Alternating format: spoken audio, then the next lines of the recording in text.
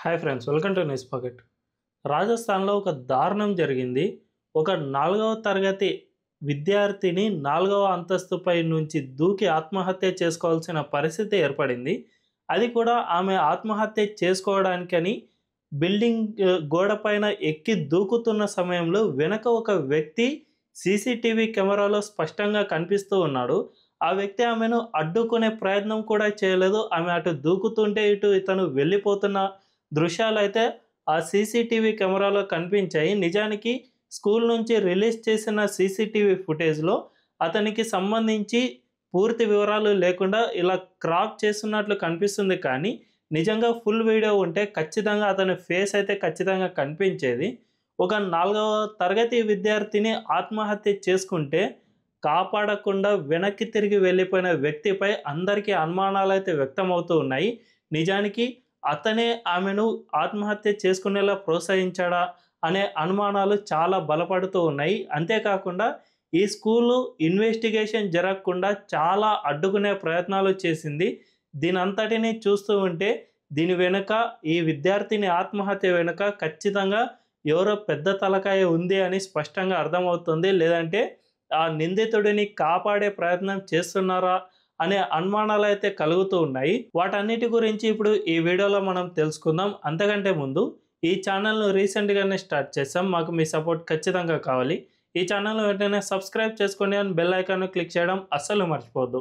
ఇక డీటెయిల్స్‌లోకి వెళ్తే ఇప్పుడు ప్రస్తుతం ఆత్మహత్య చేసుకున్న 4వ తరగతి విద్యార్థిని వయసు కేవలం 9 సంవత్సరాలు మాత్రమే. జనరల్‌గా ఇంటర్మీడియేట్, డిగ్రీ ఆ ఏజ్ గ్రూప్ ఉన్న వాళ్ళు ఎక్కువగా ఆత్మహత్యలకు పాల్పడుతూ ఉంటారు. చదువుపై ఒత్తిడో లేదంటే ఇంట్లో ఉన్న ప్రెజర్‌తోనో వీటిని తట్టుకోలేక మార్కులు తక్కువ రావడం వల్లనో ఆత్మహత్యకు పాల్పడే పరిస్థితులు ఉంటాయి. కానీ 4వ తరగతి విద్యార్థినికి ఇంత పరిస్థితి ఎందుకు వచ్చింది అనే అనుమానాలైతే కలుగుతూ ఉన్నాయి. అంతేకాకుండా ఆమె ఎక్కడా కూడా బిల్డింగ్ పై నుంచి దూకే సమయంలో ఎక్కడా కూడా జంకలేదు, భయపడలేదు. ఇక నేను బతకలేను అని పూర్తిగా ఫిక్స్ అయిన తర్వాత మాత్రమే దూకినట్లు స్పష్టంగా అర్థమవుతుంది.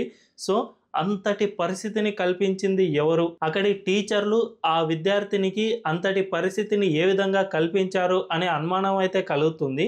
దీంతో పాటు ఆమె అక్కడి పైనుంచి దూకిన తర్వాత కూడా ఎవిడెన్స్ మొత్తం క్లియర్ చేయడానికి ఎంతో వరకు ప్రయత్నాలు చేశారు కూడా. ఎందుకంటే ఈ ఇన్సిడెంట్ రాజస్థాన్‌లోని జైపూర్‌లో జరిగింది.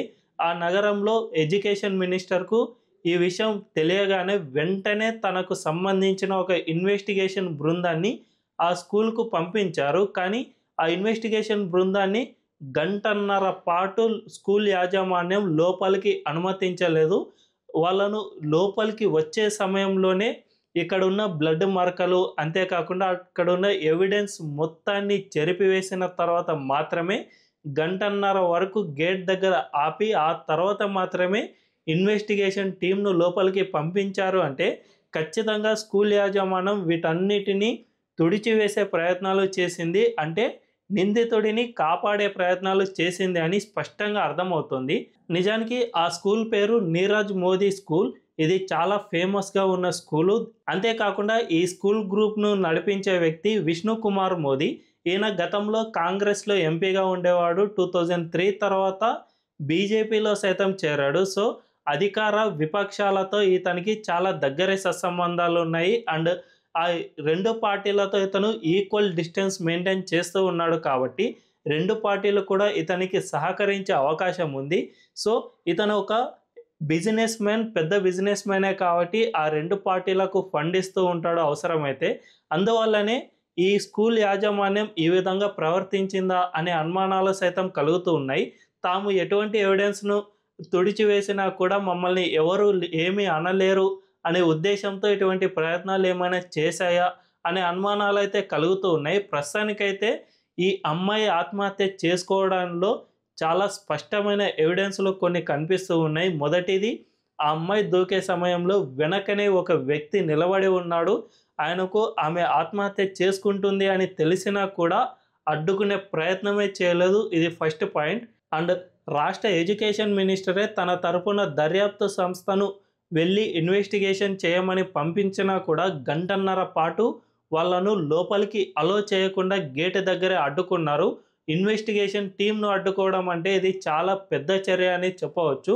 సో, ఇది రెండవ పాయింట్. అంతేకాకుండా పోలీసులు సైతం ఆమె మృతదేహాన్ని తీసుకువెళ్ళి ఫస్ట్ దీన్ని ఆత్మహత్యగా చిత్రీకరించే ప్రయత్నాలు చేస్తూ ఉన్నారు. అంటే ఇది జస్ట్ ఆత్మహత్యనే అని ఎఫ్ఐఆర్ సైతం రాసుకున్నారు కాబట్టి దీనిపై ఇన్వెస్టిగేషన్ ఏమాత్రం పూర్తవుతుంది అనేది ఇక్కడ సందేహంగా మారింది. నిజానికి ఒక 4వ తరగతి అమ్మాయి ఆత్మహత్య చేసుకోవడం అంటే అది ఆషామాషీ వ్యవహారం కాదు. ఆమెపై ఖచ్చితంగా స్కూల్ యాజమాన్యం ఖచ్చితంగా ఒత్తిడి చేసే తప్ప ఇటువంటి చర్యలకు దిగరు.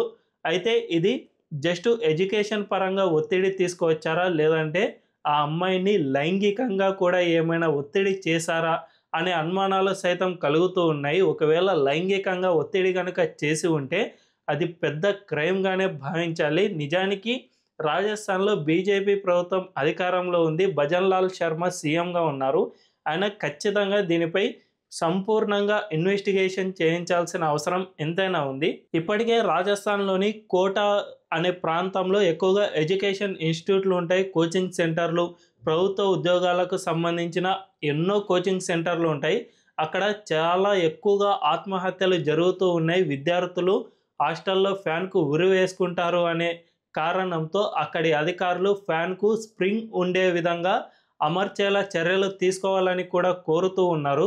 సో, అంత పెద్దగా కోటాలో విద్యార్థుల ఆత్మహత్యలు జరుగుతూ ఉన్నాయి. అటువంటి రాష్ట్రంలో చర్యలు తీసుకోవాల్సిన పరిస్థితుల్లో ఇప్పుడు ఈ స్కూల్‌లో ఒక 4వ తరగతి విద్యార్థిని ఆత్మహత్య చేసుకోవడం కూడా పెద్ద కలకలమే రేపుతోంది. మరి దీనిపై ప్రభుత్వం పూర్తిగా ఇన్వెస్టిగేషన్ చేయిస్తుందా?